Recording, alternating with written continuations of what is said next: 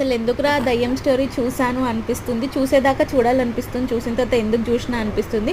అది కూడా చిన్నపిల్లల విషయాలలో అలాంటి స్టోరీస్ వింటే మాత్రం ఇంకా న్యూ మామ్స్‌కి గానీ, పిల్లలున్న వాళ్ళకి చాలా టెన్షన్ అయితుంది. అండ్ అసలు ముందే నేను భయపడతాను. ఇంకా అలాంటివి నైట్ పూట ఇలాంటి స్టోరీస్ విన్న తర్వాత ఇంక నిద్ర పడతదా? అస్సలు నిద్ర పట్టలేదు. అండ్ ఇంపార్టెంట్ థింగ్ ఏందంటే చిన్నపిల్లల్ని మాత్రము 10 తర్వాత అసలు బయటికి తిప్పొద్దు అనేది ఒకటి అర్థమైంది. అండ్ కొంచెం కేర్‌ఫుల్‌గా కూడా ఉండాలి. అసలు చీకటైతేనే భయమైతుందనమాట. అంత భయమైంది ఆ స్టోరీ వినంగానే. మీకు కూడా కావాలనుకుంటే కామెంట్ సెక్షన్‌లో కామెంట్ చేయండి. అండ్ ఇంకొక విషయం ఏంటంటే ఇవి నేను మల్టీగ్రెయిన్స్ పాప కోసం రెడీ చేశాను. అండ్ రెసిపీ ఏంటో నేను నెక్స్ట్ వీడియోలో మీకు కావాలంటే షేర్ చేస్తాను. ఇలా మల్టీగ్రెయిన్స్ అన్నీ వాష్ చేసుకొని కొంచెము ఎండలో పెట్టుకున్నాము ఒక 2 అవర్స్. తర్వాత గ్రైండ్ చేయించి పౌడర్ చేశాను.